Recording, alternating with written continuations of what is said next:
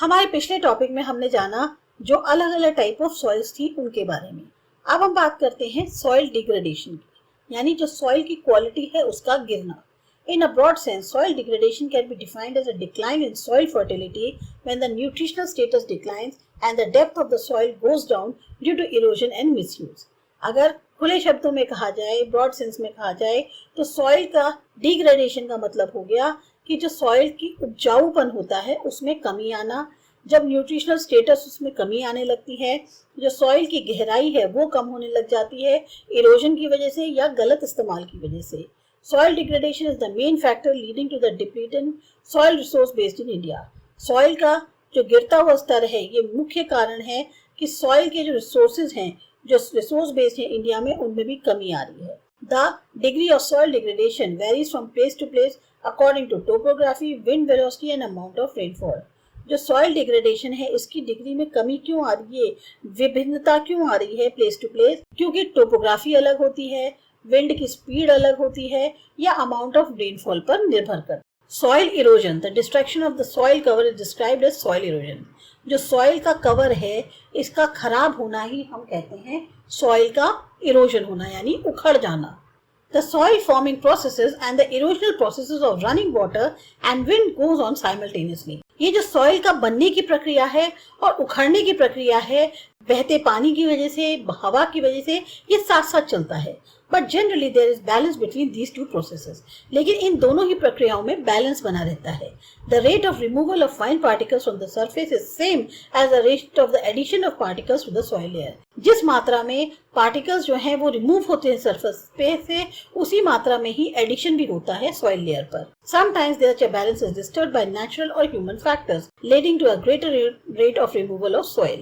कई बार होता है ये बैलेंस डगमगा जाता है नेचुरल या ह्यूमन फैक्टर्स की वजह से, और इसकी वजह से बहुत ज्यादा मात्रा में रिमूवल हो जाता है सॉइल का। Human activities too are responsible for soil erosion to a greater extent. अब कहने को मानव गतिविधियां जो है बहुत ज्यादा जिम्मेदार है सॉइल के उखड़ने में। As the human population increases, the demand on the land also increases. जैसे जैसे पॉपुलेशन बढ़ती जा रही है, डिमांड लैंड की बढ़ती चली जा रही है। The forest and other natural vegetation is removed for human settlement. Forest और बाकी जो नेचुरल वेजिटेशन है वो इंसान को बसाने के लिए हटाई जा रही है, कल्टीवेशन के लिए हटाई जा रही है। जानवरों को चरने के लिए इस तरह से वेजिटेशन चाहिए, या बहुत सी और भी जरूरत है, उसके लिए वेजिटेशन जो है उसको, नेचुरल वेजिटेशन को हटाया जा रहा है। Wind and water are powerful agents of soil erosion because of their ability to remove soil and transport it. अब विंड और वाटर बहुत पावरफुल एजेंट्स हैं सॉइल इरोजन के, क्योंकि इनमें क्षमता होती है कि ये सॉइल को रिमूव भी करें और एक जगह से दूसरी जगह उड़ा ले जाएं। Wind erosion is significant in arid and semi arid region. Wind erosion खासतौर से बहुत ज्यादा होता है एरिड और सेमी एरिड रीजन में, जहाँ जो जमीन है वो बिल्कुल सूखी होती है, बंजर होती है, रेतीली होती है और आसानी से हवा से उड़ जाती है क्योंकि बारिश नहीं होती। इन regions with heavy rainfall and steep slopes, erosion by running water is more significant. वहीं उन इलाकों में जहाँ बहुत ज्यादा बारिश होती है, ढलान वाली जगह होती हैं, तो इरोजन रनिंग वाटर की वजह से बहुत ज्यादा होता है।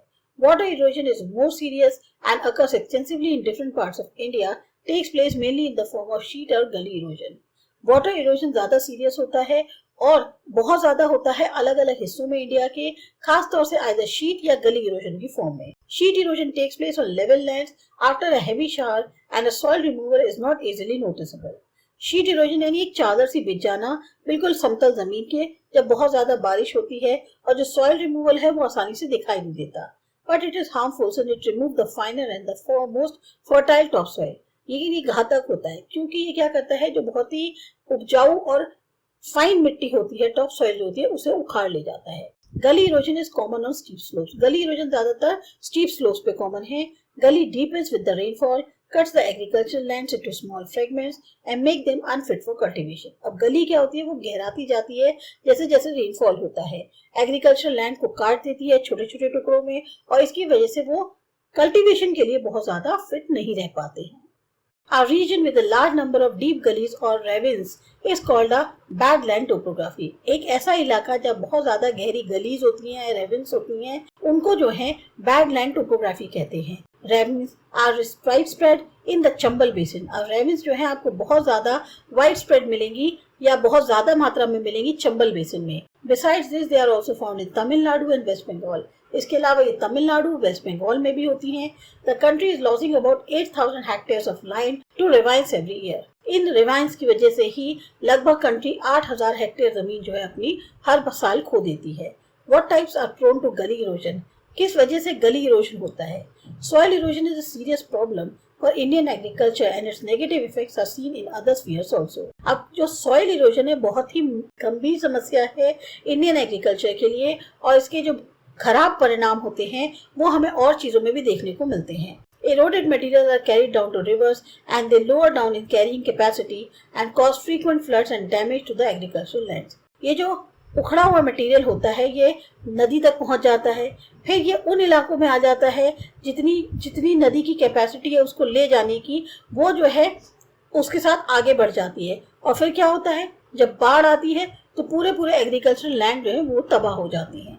Deforestation is one of the major cause of soil erosion. जंगल काटे जा रहे हैं, ये सबसे बड़ा कारण है सॉइल इरोजन का।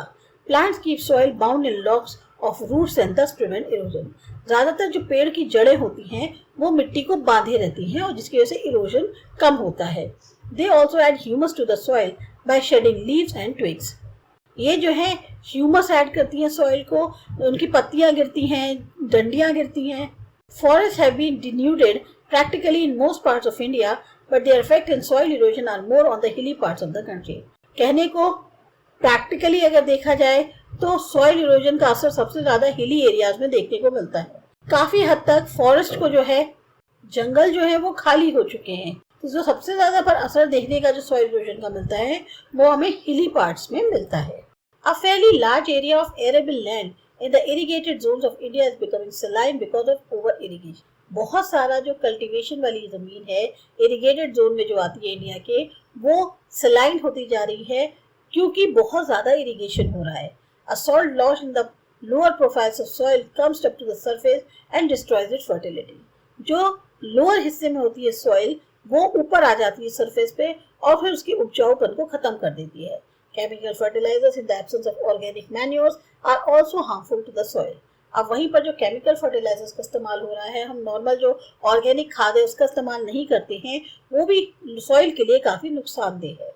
Unless the soil gets enough humus, chemicals harden it and reduce its fertility in the long run. अगर सॉइल में बहुत ज्यादा ह्यूमस की मात्रा नहीं है तो केमिकल जो है वो उसको और सख्त बना देता है, उसकी फर्टिलिटी को और लंबे समय में जैसे कहते कम करता चला जाता है। This problem is common in all the command areas of the River Valley projects, which were the first beneficiaries of the Green Revolution. ये प्रॉब्लम सबसे ज्यादा है उन इलाकों में जो रिवर वैली प्रोजेक्ट्स हैं, वहाँ के इलाकों में जहाँ सबसे पहले जिनको फायदा हुआ था, जो सबसे पहले बेनिफिशियरी बने थे ग्रीन रिवॉल्यूशन के। According to estimates, about half of the total land of India is under some degree of degradation. आधे से ज्यादा जमीन जो है हमारी पूरी इंडिया में जितनी भी जमीन है उसमें आधे से ज्यादा जमीन जो है वो काफी हद तक डिग्रेडेशन के उसमें आ गई है।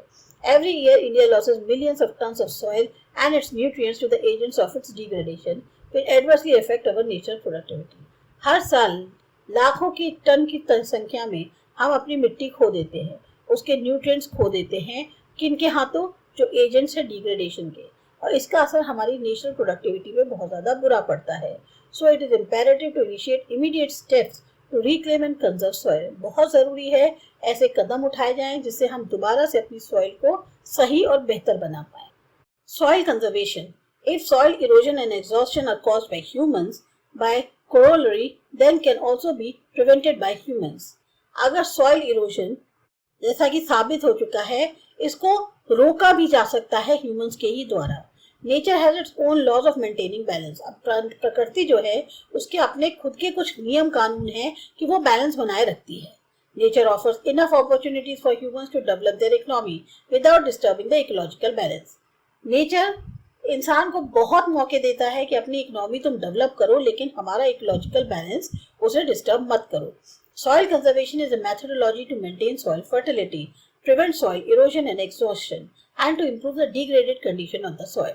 जो soil conservation है एक तरह से ये वो तरीका है कि हम इससे soil की fertility को maintain कर सकते हैं, soil erosion ना हो, exhaustion ना हो, उसको रोक सकते हैं और जो गिरता स्तर है soil का उसको भी एक तरह से सुधार सकते हैं। Soil erosion is essentially aggravated by faulty practices. किस वजह से होता है soil erosion? गलत काम जो हम करते हैं उसकी वजह से. The first step in any rational solution is to check open cultivatable lands or slopes for farming.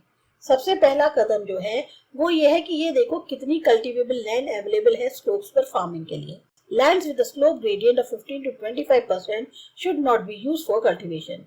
अगर वो जमीन जिसपे ढलान जो है लगभग 15 से 25% है उसको कल्टीवेशन के लिए इस्तेमाल नहीं करना चाहिए. If at all the land is to be used for agriculture, terraces should be carefully made. अगर आप सारी जमीन का एग्रीकल्चर के लिए इस्तेमाल करना चाहते हैं तो फिर टेरेस बनाने पड़ेंगे. Overgrazing and shifting cultivation in many parts of India had affected the natural cover of land and given rise to extensive erosion. बहुत ज़्यादा जो जानवर घास को चरते हैं या शिफ्टिंग कल्टीवेशन प्रैक्टिस करी जाती है कई सारे जगहों पे इंडिया के अंदर, इससे जो नेचुरल कवर है लैंड का वो उस पर असर पड़ा है और इसी की वजह से बहुत ज़्यादा इरोजन हो रहा है. It should be regulated and controlled by educating villagers about their consequences. Contour binding, contour terracing, regulated forestry, controlled grazing, cover cropping, mixed farming and crop rotation are some of the remedial measures which are often adopted to reduce soil erosion. अगर इसको regulate करना चाहते हो, control करना चाहते हो तो बहुत ज़रूरी है कि पहले गांव वालों को समझाओ किस तरह से करने के उसके क्या नतीजे हो सकते हैं. अब कंटूर को बनाना, कंटूर की टेरेसिंग करना, कंटूर टेरेसिंग जिसे कहते हैं, फॉरेस्ट्री रेगुलेट करना, ग्रेजिंग कंट्रोल करना, क्रॉप कवरिंग करना, मिक्स्ड फार्मिंग करना और क्रॉप रोटेशन करना, ये सब कुछ ऐसे कदम हैं जिनको अगर उठाया जाए तो काफ़ी हद तक सॉइल इरोजन को रोका जा सकता है. Efforts should be made to prevent gully erosion and control their formation. कोशिश ये करनी चाहिए कि गली इरोजन ना हो और उसके फॉर्मेशन को रोका जा सके, कंट्रोल किया जा सके. Finger gullies can be eliminated by terracing. Terracing करके हम फिंगर गलीज को खत्म कर सकते हैं. In bigger gullies the erosive velocity of water may be reduced by constructing a series of check dams. इसी तरह से जो बड़ी बड़ी गलीज होती हैं उसमें जो उखाड़ने वाली वेलोसिटी होती है वाटर की, कि मतलब वो बहुत सारा मलबा बाहर ले जाती है, उसको रिड्यूस किया जा सकता है अगर हम लगातार चेक डैम्स को कंस्ट्रक्ट करवाएं. Special attention should be made to control headward extensions of gullies. खास तौर पे ध्यान देना चाहिए कि उसको जो आगे एक्सटेंशन हो रहा है गलीज का उसको रोका जा सके. This can be done by गली प्लगिंग, टेरेसिंग और बाय प्लांटिंग कवर वेजिटेशन. इसको रोका जा सकता है अगर गली प्लगिंग की जाए, टेरेसिंग करी जाए या फिर वेजिटेशन उगा दिया जाए. In arid and semi-arid areas, efforts should be made to protect cultivable lands from encroachment by sand dunes through developing shelter belts of trees and agroforestry. इसी तरह से एरिड और सेमी एरिड जो एरियाज हैं वहाँ कोशिश करनी चाहिए कि जो कल्टिवेबल लैंड्स हैं उनको एनक्रोचमेंट से रोका जा सके, बचाया जा सके. जो सैंड ड्यून्स आ जाते हैं कैसे बना सकते हैं कि शेल्टर बेल्ट बना दें ट्रीज की और एग्रोफॉरेस्ट्री की. उससे क्या होगा कि जो रेत है वो उड़कर इस साइड नहीं आ पाएगी. Land not suitable for cultivation should be converted into pastures for grazing. और जो जमीन कल्टीवेशन के लिए उपयुक्त नहीं है उसको pastures में कन्वर्ट कर दिया जाए ताकि जानवर वहां चर सके. Experiments have been made to stabilize and dunes in western Rajasthan by Central Arid Zone Research Institution. बहुत एक्सपेरिमेंट करे जा रहे हैं ताकि जो सैंड ड्यून्स है उनको स्टेबलाइज किया जा सके वेस्टर्न राजस्थान में, और ये किया जा रहा है central arid zone research institute के द्वारा. The central soil conservation board set up by the Government of India has prepared a number of plans for soil conservation in different parts of the country. अब जो central soil conservation board है जिसको कि government of India द्वारा स्थापित किया गया है, इसने बहुत सारे प्लान्स बनाए हैं सॉइल कंजर्वेशन के लिए अलग अलग हिस्सों में कंट्री के अंदर. These plans are based on the climatic conditions, configuration of land and social behavior of the people. अब ये जो इनके प्लान्स हैं ये क्लाइमेटिक कंडीशन पे बेस्ड हैं, कॉन्फ़िगरेशन लैंड की कैसी है उस पर बेस्ड है, या वहाँ के सामाजिक बिहेवियर कैसा है लोगों का उस पर बेस्ड है. Even these plans are fragmental in nature, पर ये भी प्लान्स जो हैं टुकड़े टुकड़े हो जाते हैं. Integrated land use planning therefore seems to be the best technique for proper soil conservation. अगर एक काकीकरण करके लैंड का इस्तेमाल जो होता है उसको, या इंटीग्रेटेड जो लैंड है पूरी लैंड को एक प्लानिंग की तरह से इस्तेमाल किया जाए प्लान करके, तो वो सबसे बेस्ट टेक्निक होती है सॉइल कंजर्वेशन की. Land should be classified according to their capability. अपनी क्षमता के हिसाब से जमीन को डिवाइड करो. Land use maps be prepared and land should be put into right uses. Land जो है वो मैप के अकॉर्डिंग जो है, जैसे लैंड किस तरह से इस्तेमाल में आ रही है उसके अकॉर्डिंग मैप्स को तैयार किया जाए और फिर लैंड का इस्तेमाल जो है सही तरीके से किया जाए. The final responsibility for achieving the conservation of land will rest on the people who operate on it and receive the benefits. जो सबसे फाइनल जिम्मेदारी होती है कि कंजर्वेशन जो लैंड का है उसे हासिल करने का, वो लोगों पर निर्भर करती है जो उसको पे काम करते हैं या उससे अपना फायदा लेते हैं। तो ये था आपका चैप्टर। आपको अच्छा लगा, समझ में आया? सब्सक्राइब करो माय चैनल आसा एजुकेशन। बाय।